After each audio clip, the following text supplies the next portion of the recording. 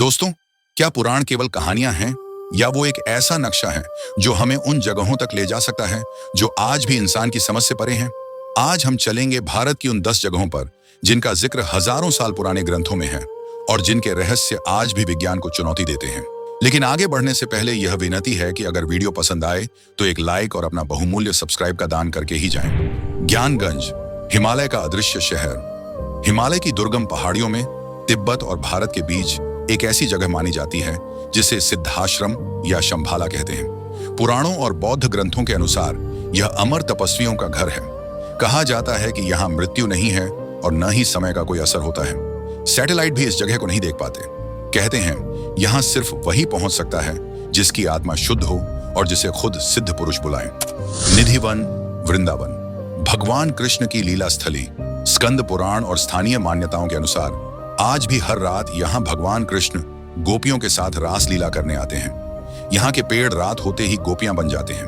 रहस्य यह है कि शाम की आरती के बाद यहाँ कोई नहीं रुकता, न इंसान न जानवर। कहा जाता है कि जिसने भी रात में छिपकर रास देखने की कोशिश की वो या तो अंधा हो गया या पागल या फिर उसकी मृत्यु हो गई। पाताल भुवनेश्वर, उत्तराखंड, पिथौरागढ़ में स्थित यह गुफा पाताल लोक का द्वार मानी जाती है। स्कंद पुराण के मानस खंड में इसका विस्तार से वर्णन है। कहा जाता है कि इस गुफा में 33 कोटि देवी देवता वास करते हैं। यहाँ एक पत्थर का खंभा है जो कलयुग की उम्र बताता है। मान्यता है कि जिस दिन यह खंभा छत को छू लेगा उस दिन कलयुग का अंत हो जाएगा। गंधमादन पर्वत, रामेश्वरम, कैलाश के पास। रामायण काल का यह पर्वत आज भी एक रहस्य है। पुराणों के अनुसार यह वही जगह है जहां हनुमान जी आज भी सशरीर शरीर के साथ वास करते हैं। माना जाता है कि भगवान राम ने उन्हें कलयुग के अंत तक पृथ्वी पर रहने का वरदान दिया था। कई साधुओं ने दावा किया है कि उन्होंने यहाँ एक विशालकाय वानर रूपी आकृति को तपस्या करते देखा है, लेकिन कोई भी वहां तक पहुंच नहीं पाया। द्वारका नगरी, गुजरात। महाभारत और विष्णु पुराण में जिस स्वर्ण नगरी का वर्णन है उसे कभी कोरी कल्पना माना जाता था, लेकिन समुद्र की गहराई में खोजकर्ताओं को एक पूरा शहर मिला। यह वही द्वारका है जिसे भगवान कृष्ण के जाने के बाद समुद्र ने निगल लिया था। यहाँ मिली दीवारें और पत्थर हजारों साल पुराने हैं जो बताते हैं कि पुराणों की बातें सच थीं। असीरगढ़ का किला, मध्य प्रदेश। महाभारत के युद्ध के बाद श्री कृष्ण ने अश्वत्थामा को श्राप दिया था कि वह कलयुग के अंत तक भटकता रहेगा, उसके शरीर से पीप बहेगी और वो मुक्ति की भीख मांगेगा।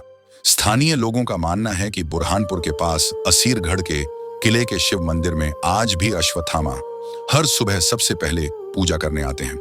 वहां रोज सुबह ताजे फूल चढ़े मिलते हैं, भले ही दरवाजा बंद क्यों ना हो।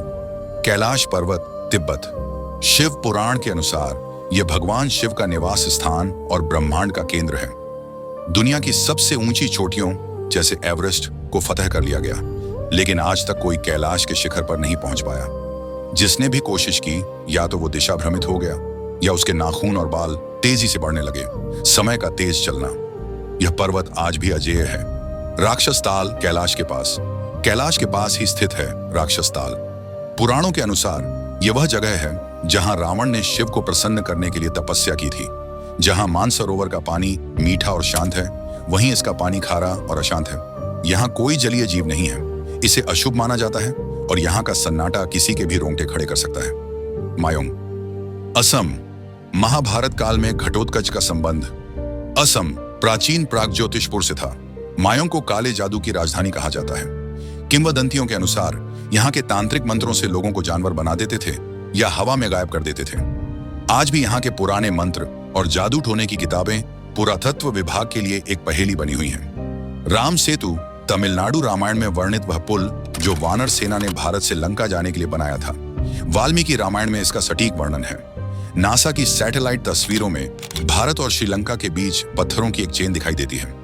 भूवैज्ञानिक मानते हैं कि ये पत्थर पानी पर तैरने वाले विशेष पत्थर या पमिस स्टोन हो सकते हैं, लेकिन इतने सटीक तरीके से उनका जमा होना आज भी एक बहस का विषय है। ये जगहें आज भी वहां मौजूद हैं, अपनी खामोशी में हजारों साल का इतिहास समेटे हुए।